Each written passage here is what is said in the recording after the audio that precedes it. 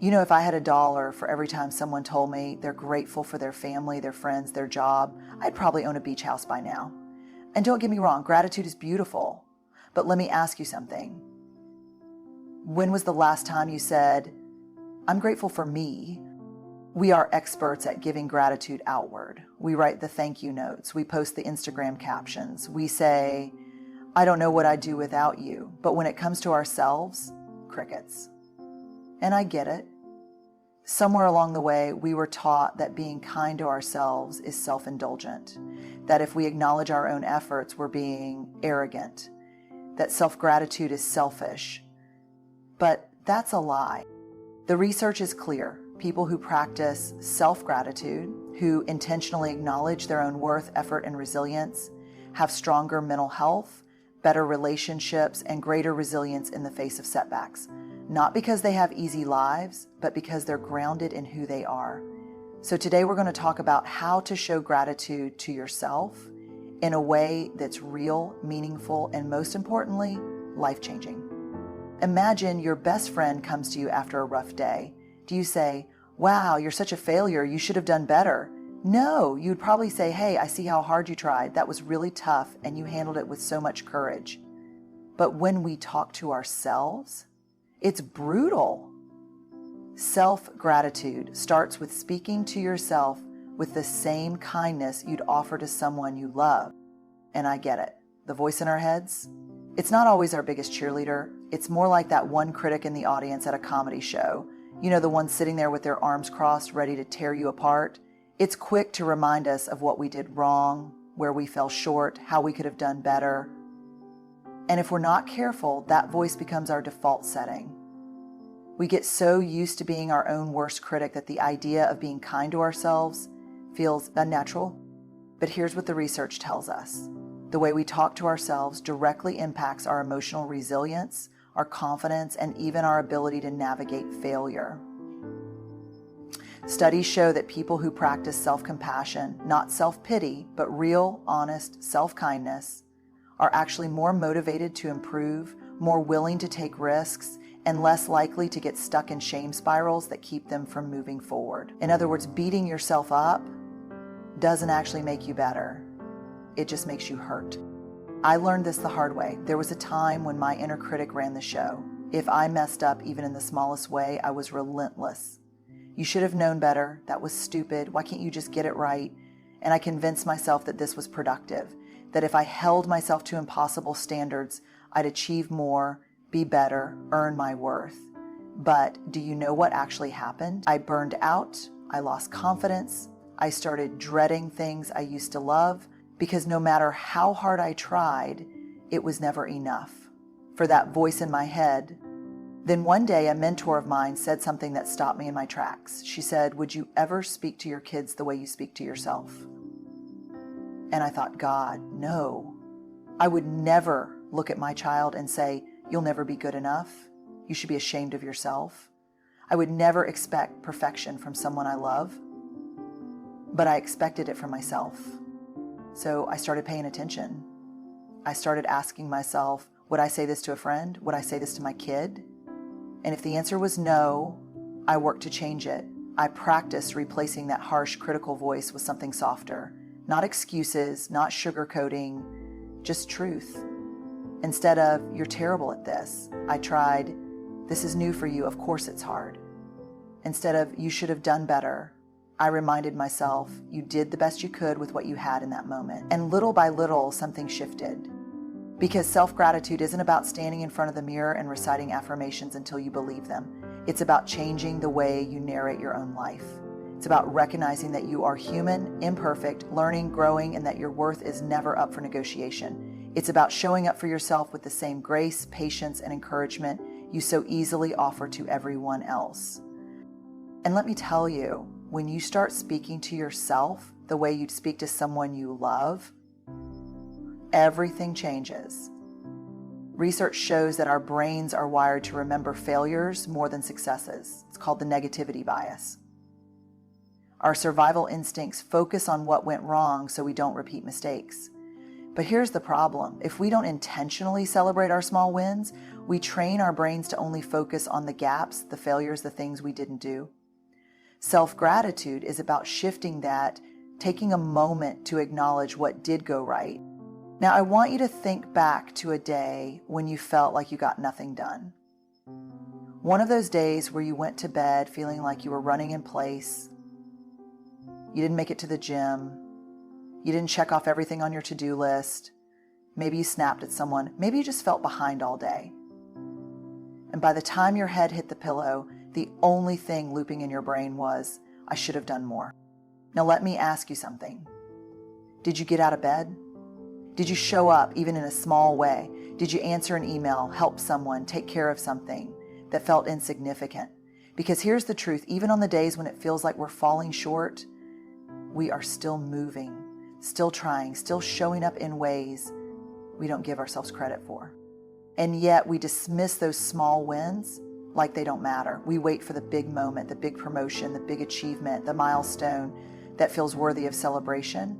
But waiting for those moments means missing the million tiny ways we are growing every single day. The research is clear on this. Psychologists have found that people who regularly acknowledge small wins have higher motivation, greater confidence, and stronger mental resilience. It's not about pretending small wins are big wins. It's about retraining your brain to notice progress, not just perfection. And I know what you might be thinking. Okay, great, but what does that actually look like? It looks like taking 5 seconds to recognize when you handled something better than you would have a year ago. It looks like pausing before rushing to the next task and saying, hey, that was actually really hard, and I did it anyway. It looks like celebrating the fact that you made it through a tough conversation, even if it didn't go perfectly. And let's be real, this isn't always easy. It takes effort to notice what's going right when our brains are so used to pointing out what's going wrong. But here's what I know. The way we talk to ourselves shapes how we show up in the world. If we only ever notice the gaps, the ways we're falling short, we start believing we are never enough. But if we start celebrating the small wins, we build a foundation of self-gratitude that makes it easier to keep going, even on the hard days. Because the truth is, progress isn't always loud. Sometimes it's quiet. Sometimes it looks like simply getting through the day. And that is worth noticing. We live in a culture obsessed with outcomes, the promotion, the goal weight, the finished book. But what about the process? Gratitude for yourself isn't just about the big wins. It's about honoring the fact that you kept going even when it was hard, even when no one was clapping, even when you wanted to quit. There's this funny thing we do. We set a goal and we tell ourselves, once I get there, then I'll feel proud. Then I'll give myself credit. But what happens? We reach the goal, and instead of pausing to celebrate, we immediately move the finish line. We think, okay, but I could have done it faster. I could have done it better. What's next?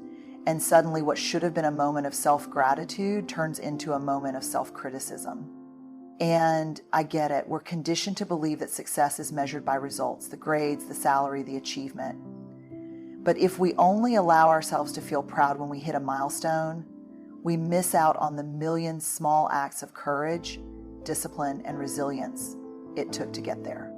The research on this is fascinating. Studies show that people who tie their self-worth only to external achievements are more likely to experience burnout, anxiety, and chronic dissatisfaction. Why?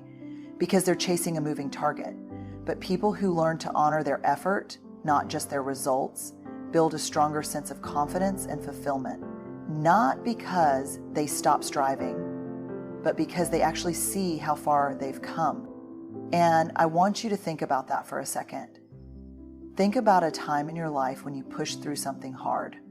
Maybe it was a job that challenged you. Maybe it was a relationship you fought for. Maybe it was just getting out of bed and showing up when everything in you wanted to quit. Whatever it was, you kept going. And that matters. That is worthy of gratitude. But we're not great at acknowledging that, are we? We brush it off. We say, well, I had no choice. I just did what I had to do. But let me tell you something. Plenty of people do have a choice. Plenty of people give up. The fact that you didn't, that's worth something. And I'm not saying this to make you feel guilty or pressure you to always push forward. I'm saying it because I want you to see what I see. The version of you who has been through so much and is still standing. The version of you who has grown, even if that growth wasn't neat or perfect or obvious.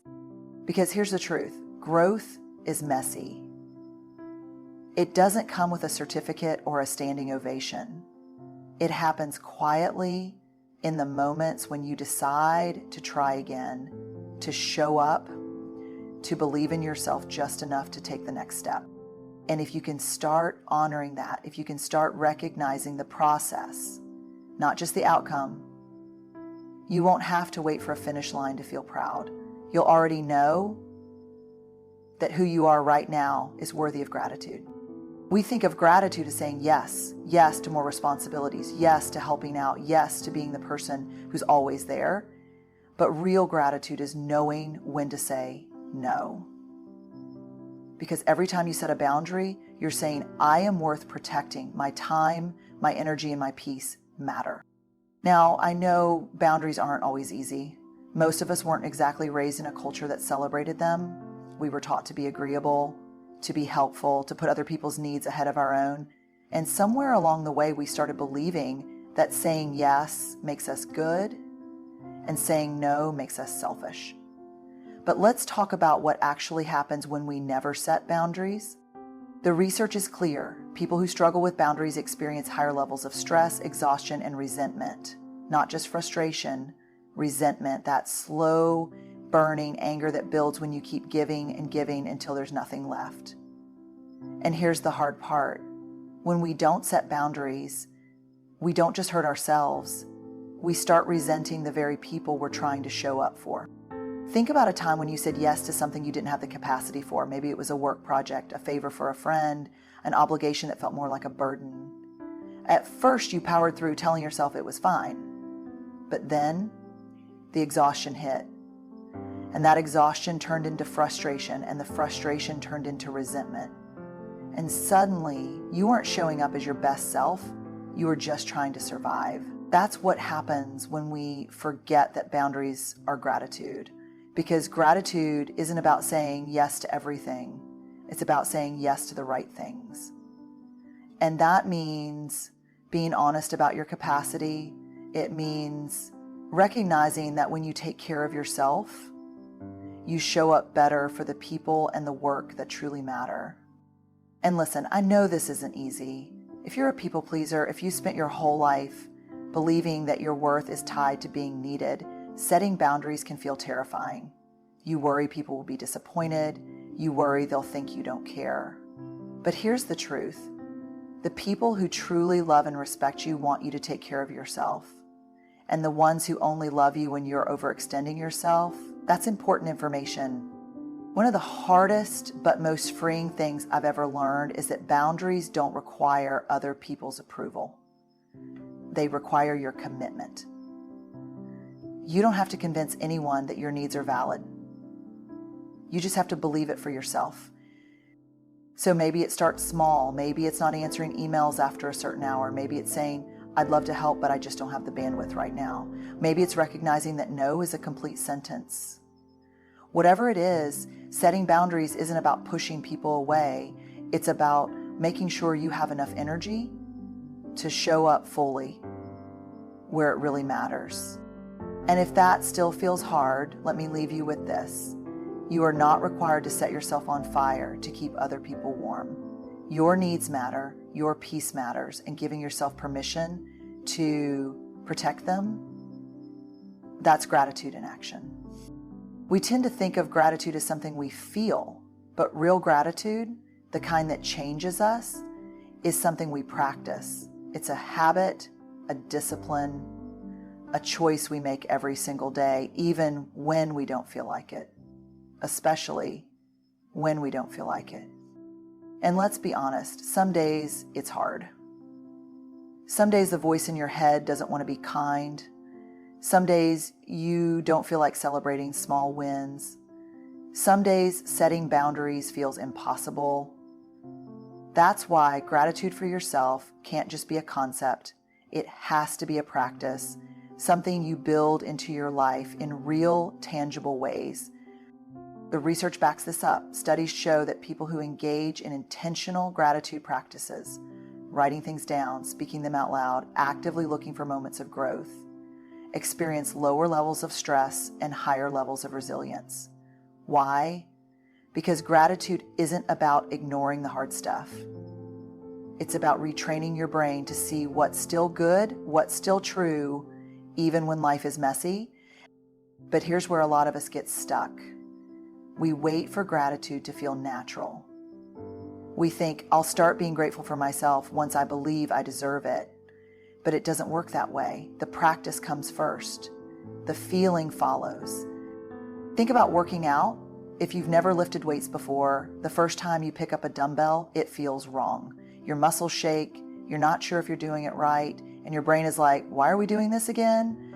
But if you keep showing up, if you keep practicing, something shifts, you get stronger, it starts to feel normal, and before you know it, it's just part of who you are. Gratitude works the same way. So what does that look like in real life? Maybe it's keeping a journal where at the end of each day you write down one thing you did well, not what you accomplished, just one way you showed up that day. Maybe it's setting a reminder on your phone that says, hey, be kind to yourself today. Maybe it's looking in the mirror and saying, I see you, I see how hard you're trying, and it matters. And listen, this isn't about toxic positivity. This isn't about pretending everything is fine when it isn't. It's about balance. It's about making sure that for every moment of self-doubt, every harsh word, every I should have done better, there's also a moment of self-recognition. A moment that says, and yet, I'm still here. And that matters. Because here's what I know for sure. Self-gratitude isn't something that just happens to us. It's something we build, brick by brick, day by day, choice by choice. And the more we practice it, the more natural it becomes. So don't wait until you feel ready to start. Start now, start messy, start imperfectly. Because no matter where you are in this moment, you are already worthy of your own kindness. At the end of the day, self-gratitude isn't about waiting until you feel like you've earned it. It's about recognizing that who you are right now in this moment is already enough. It's about seeing yourself with the same kindness, the same grace that you so freely give to everyone else. And let's be real, this isn't a one-time thing. It's not something you check off a list and never think about again. It's a practice, a commitment, a choice to show up for yourself in the same way you show up for the people you love. Because here's the truth, the relationship you have with yourself is the longest, most important relationship of your life. And when you choose to honor your progress, to celebrate your small wins, to protect your peace, and to speak to yourself with kindness, you don't just change the way you see yourself, you change the way you show up in the world. So as you walk away from this moment, I want you to remember this.